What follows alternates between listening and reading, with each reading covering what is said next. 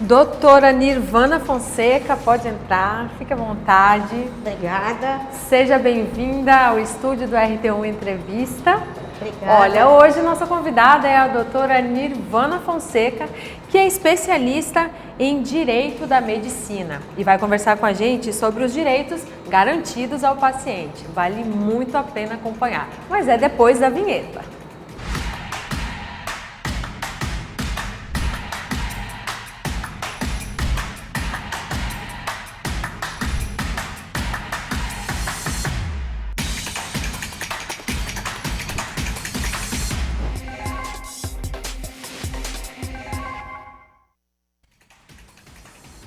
Olá, hoje nós vamos conversar com a doutora Nirvana Fonseca, que é especialista em Direito da Medicina. E a gente vai conversar sobre os direitos garantidos ao paciente. O Brasil, aqui no Brasil, cada brasileiro morre a cada 6 horas por erro médico. Procede, doutora? Sim, procede. É uma estatística que ela é chocante num primeiro momento, é assustadora também, não deixa de ser. Mas a gente precisa entender esse contexto do que seria erro médico, né? A primeira coisa... Que, por sinal, a senhora estava comentando com a gente que esse termo já não é mais utilizado. Já não é né, mais doutora? utilizado, ainda a gente ouve muito falar isso, porque essa foi a nomenclatura que tomou corpo, então as pessoas entendem por chamar assim. Só que quando a gente fala isso, a gente estreita muito esse universo e a gente coloca um peso muito grande nos ombros dos médicos, né? Na verdade, assim, os médicos estão inseridos dentro de um sistema, a gente está falando de equipe assistencial, a gente está falando de estrutura física, a gente está falando de alguns componentes que também podem estar associados a eles, médicos. Sim. Mas não só isso. E que nem tudo que não dá certo é erro médico. É erro né, médico, doutora? também tem isso. A gente às vezes fica com a impressão de que é erro, né? Porque talvez o resultado que se obteve não é o que a gente queria, não é o que a gente pretendia, ou uma cirurgia acabou tendo um pós-operatório um pouco mais complicado, ou alguma coisa nesse sentido, mas a gente precisa entender o que é o erro médico de forma estreita, de forma específica. Né? É a segunda causa, é a segunda maior segunda causa de morte no Brasil e a terceira causa de morte nos Estados Unidos. Sim. Um detalhe que eu queria trazer é o seguinte, essa realidade ela veio à tona através de um relatório do Instituto Americano de Medicina. O nome desse relatório não à toa chama-se Errar é Humano. Então, lá em 90, quando isso veio à tona, esse relatório já dizia que nos Estados Unidos, àquela altura, de 44 a 98 mil pessoas morriam ao ano em decorrência desses eventos adversos. Um autor americano, para que a gente pudesse materializar, para que a gente pudesse ter ideia do que isso representa efetivamente, ele disse, isto é um efeito jumbo, então é como se um jumbo caísse todos os dias, é como se um avião caísse todos os dias. E em paralelo a isto, eles disseram, ok, o problema existe, mas o que eu posso fazer para que essa realidade possa ser modificada? Qual é o meu papel dentro deste universo? E até o nosso papel enquanto paciente. O que eu, paciente, também posso fazer para que isso seja, essa estatística... Porque o paciente não tem só direitos, né, doutora? Também tem obrigações. Tem obrigações Exatamente. também, deveres. Aliás, toda relação, né, Michele, bilateral, e aí a gente está falando aqui de relações obrigacionais bilaterais, a gente tem direitos e deveres. O direito se materializa e se equilibra exatamente em razão disso, né? Então, assim, como que eu, paciente, também posso me envolver nisso ou me envolver no meu tratamento a ponto de evitar que isso aconteça. Então, vou dar um exemplo para você que aconteceu comigo. Eu tinha aproximadamente 12 anos, então Eu nem sonhava em ser médica ou ser advogada, eu queria inclusive ser jornalista. Eu queria ser a Isis Scamparini, eu queria ser correspondente internacional e estar na Itália, estar em Roma. E eu fui acometida de uma doença que chama glomerulonefrite. É uma doença que ataca com 12 anos. E na época eu morava em Belém e a clínica onde eu fiquei internada, ela ficava na Praça de Nazaré. O sino da Basílica toca às 6 da manhã, meio-dia, 18 horas e meia-noite. E coincidentemente, o meu medicamento entrava às 6, meio-dia, 18 horas e meia-noite. Tocou o sino do meio-dia, o meu remédio não entrou. E aí eu falei, mãe, tem alguma coisa estranha, o remédio não chegou. Ela foi atrás. Quando a enfermeira entrou, ela trouxe um medicamento de cor amarela. E aí a senhora viu que não era? E aí eu vi que não era. Eu falei, mãe, esse remédio não é o que é para eu tomar. A cor está diferente. Eu tomo penicilina não é amarela. E a minha mãe então veio com um pensamento que eu acho que vigora até hoje, que é o seguinte: se entrou, se veio na bandeja, se a enfermeira trouxe, é para você. E aí eu falei, não é para mim, eu não vou tomar. E ela sai então para procurar saber, tomar informações e veio o médico. Realmente não era a medicação Não era, correta. O médico por coincidência estava lá. Eu acho que não é coincidência, é porque eu estou aqui com você. Então o médico, quando viu, disse: se sua filha tivesse tomado, ela teria morrido. Nossa, então, que assim, absurdo. É um processo de observação.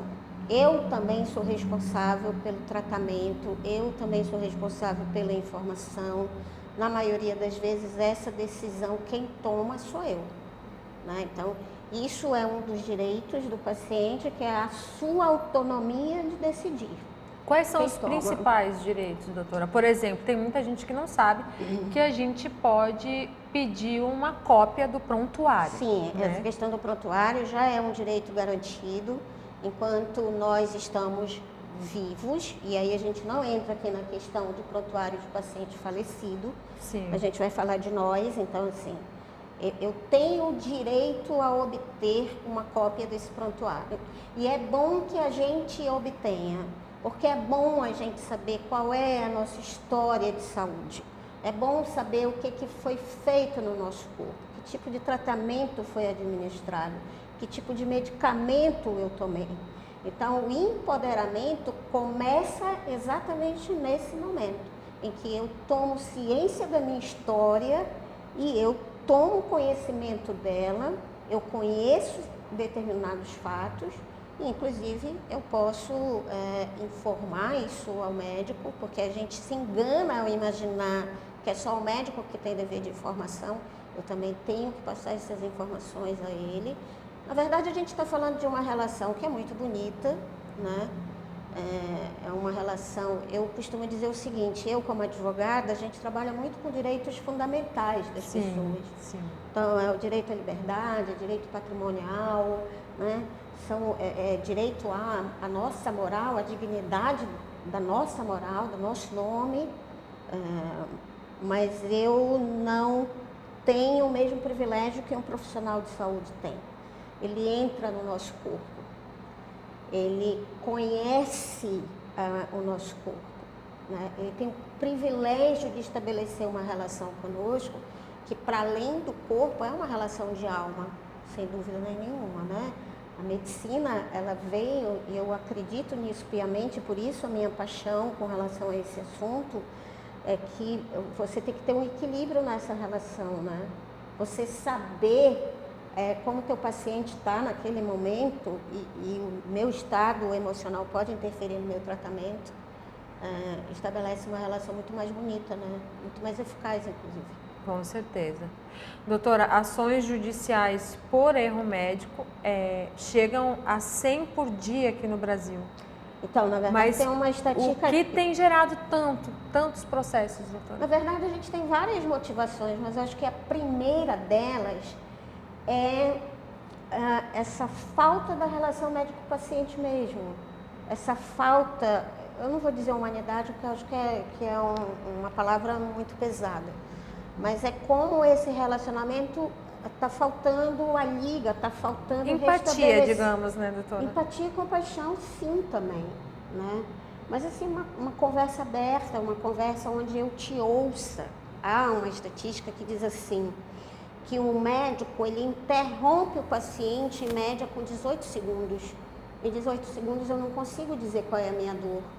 Eu não consigo olhar para esse médico e dizer, doutor, eu estou com dor aqui, eu estou com dor ali, eu estou sentindo uma certa ansiedade em relação a isso, a dor está muito forte.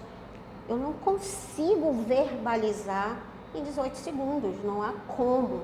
Né? E as consultas estão cada vez mais rápidas, né, doutora? Mais rápidas. Mas olha só, algumas vezes eu me perguntei, o que a gente pode fazer em um segundo?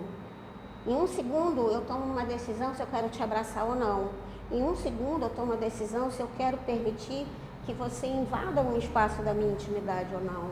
Eu posso decidir se eu quero ter um relacionamento com você ou não, em um segundo. Então assim, quando eu tomo essa decisão, meu caminho vai ser diferente. E eu ouço muito, eles dizem, são muitas pessoas, eu consulto muitas pessoas e de fato é verdade, né? Mas eu posso tomar decisões para que aquele pouco tempo que eu tenho possa ser um tempo de qualidade com o meu paciente. Uhum. E o paciente também, até anotei aqui para não esquecer de perguntar, o paciente ele pode optar pela alta mesmo quando for contra a recomendação médica? Pode. E a maioria não sabe, né? A maioria não sabe. Mas aí você precisa ter, quando eu tomo uma decisão como essa, eu preciso ter as informações de uma forma, como é que eu posso dizer, mais minuciosas possíveis, porque essa decisão pode me afetar, né? Então o médico tem que informar o que você pode, ao sair do hospital. Uma coisa é eu sair sem avisar ninguém. Eu me evadir do hospital. Fugir. A outra coisa é olhar para o médico e dizer, não, eu quero ir para outra instituição. Naquele momento, o médico ele tem que informar qual a consequência advinda daquele ato e de forma minuciosa. Uhum. Tá? E quando os remédios prescritos pelo médico, por exemplo, são de alto custo, o paciente tem direito a ter um apoio do governo para poder adquirir? Sim, aí a gente está falando de direito da saúde. Sim. Quando é medicamento de alto custo, aí você pode recorrer se o plano não autorizar, se o governo não tiver esse medicamento para poder lhe fornecer naquele momento, aí você entra com uma ação, sim, com o laudo médico. O laudo vai justificar o porquê daquele medicamento, ele vai dizer o que você tem, qual é o tratamento e o medicamento prescrito. Sim. Aí, nesse caso, é uma ação judicial. Cabe, então, Cabe. né? Cabe. Doutora, a senhora acha que durante a pandemia essas reclamações aumentaram? Uhum. Aumentaram. A gente teve um universo muito curioso na pandemia, né? Primeiro que, assim, tudo que a gente fala com relação à falta de estrutura, que aos profissionais de saúde, a gente está falando de médicos, enfermeiros e tudo mais, eles são inseridos dentro de um sistema muitas vezes deficitários. Né? Então, eu não tenho uma máquina, eu não tenho um medicamento, falta muita coisa. E quando a gente dizia isso, parecia que muitas vezes a gente não acreditava. A gente tinha uma ideia de que, de fato, a saúde não andava muito bem. A pandemia aumentou essa lente muitas e muitas vezes, né? Mas o que eu entendo é que, assim, primeiro que é um universo onde ninguém sabia o que fazer, uma doença que não tinha nenhum protocolo estabelecido, a gente não sabia que medicamento poderia surtir efeito, a gente teve uma infraestrutura que não estava preparada, então isso aqui não é só no Amazonas, não é só em Manaus, foi no mundo inteiro, né, que a gente viu isso, né? Acho que as reclamações, pelo menos numa primeira vista, não tem muito fundamento, porque a gente viu que, na verdade, ali a gente viu que esses profissionais são extremamente vocacionados, né? Não tenha dúvida. Quando a gente fala de profissionais de saúde, a maioria deles são extremamente vocacionados. E a gente viu muito isso, né, doutora? A gente viu muitos médicos morrendo. E a gente viu o lado de que o médico, não só médico, vamos colocar profissionais de saúde. Sim, profissionais de saúde. Para poder, né? O isolamento deles foi muito maior do que o nosso, no sentido de que foi um isolamento não só físico, como familiar. Então, assim, ali a gente viu que eles eram profissionais extremamente vocacionados.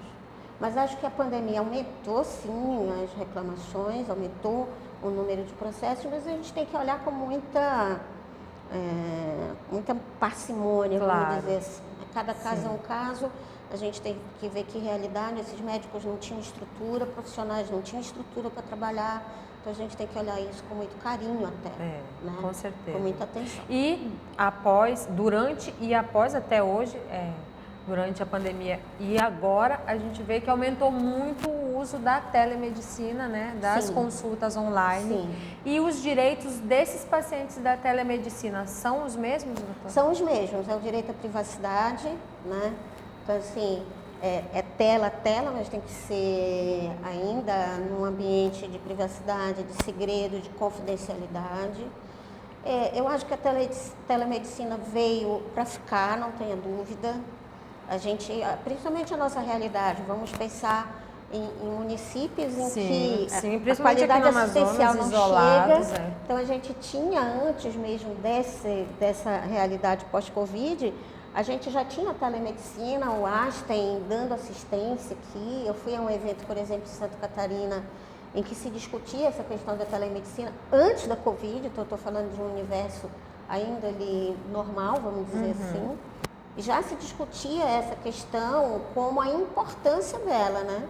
Isso veio mais ainda com a pandemia. Bom, a doutora Nirvana, ela é advogada, mas já trabalha há 30 anos, atua na área aqui em Manaus, mas ela atualmente não advoga nessa área, ela trabalha com a conscientização, né, doutora? E trouxe um livro para mostrar para a gente. Essa aqui é a sua câmera, doutora, a senhora pode se direcionar ao público e aqui a senhora pode mostrar melhor o livro. Esse livro aqui eu escrevi em 2015, foi quando desse evento. Então ele traz um livro que me representa, então aqui eu conto esse evento que eu tive, conto casos, eu trago jurisprudência também, que jurisprudência é o que os tribunais entendem a respeito desse assunto. Sim. E se você me permitir, como a gente está falando de direitos do paciente, eu vou ler aqui um trecho. O nome dele é Anatoly Broyar. Anatoly era um escritor americano, ele teve câncer, ele morreu vitimado pelo câncer.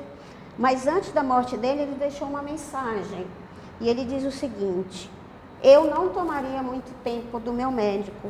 Desejaria apenas que matutasse sobre minha situação talvez uns 5 minutos. Que por uma vez me franqueasse a mente por inteiro.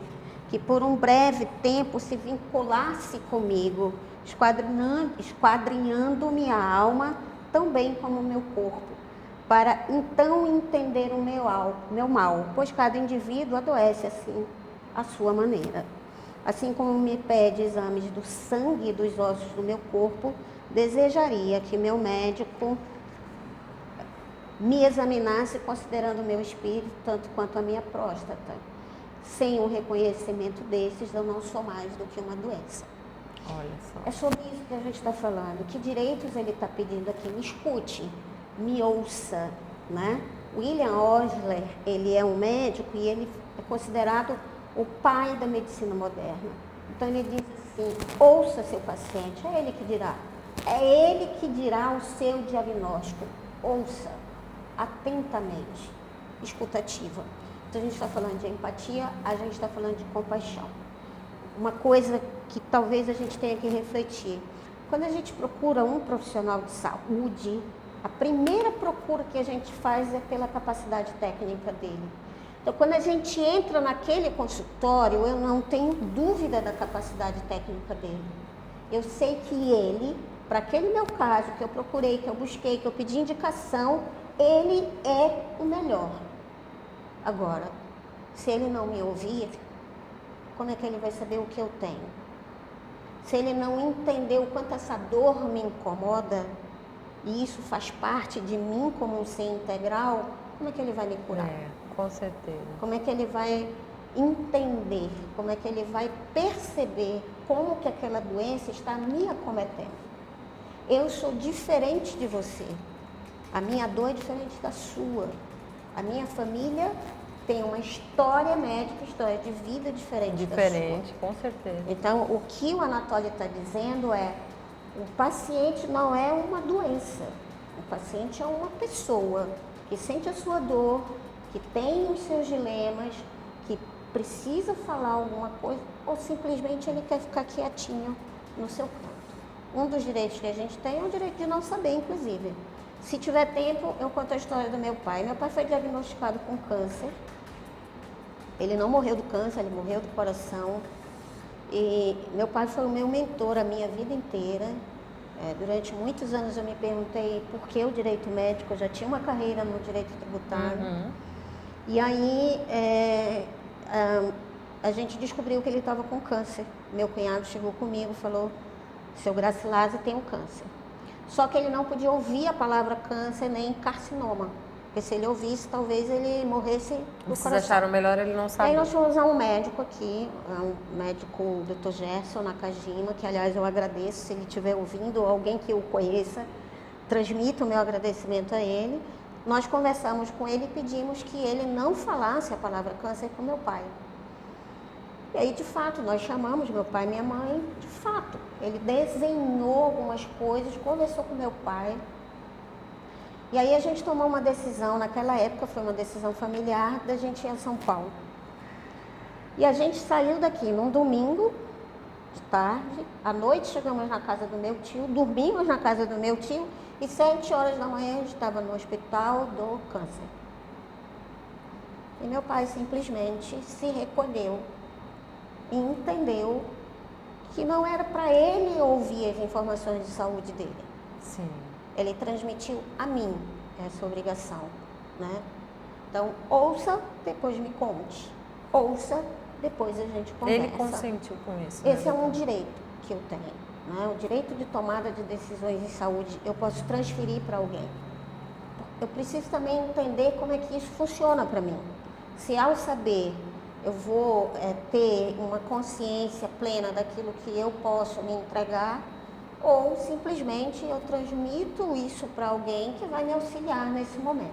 Porque sabe que vai ser melhor assim, né? Exatamente. Eu preciso Olha, doutora, eu também saber ficaria isso. horas aqui conversando com a senhora. Eu também ficaria horas, Michele. Foi um prazer, muito obrigada, Prazer foi igual, ótimo muito obrigada a nossa pelo conversa. convite. Eu vou deixar só uma última mensagem. Pode deixar. Eu acho que mais importante do que a estatística, mais importante do que saber que os eventos adversos evitáveis é a segunda causa de morte no Brasil, é a gente pensar no que a gente pode fazer para mudar essa estatística.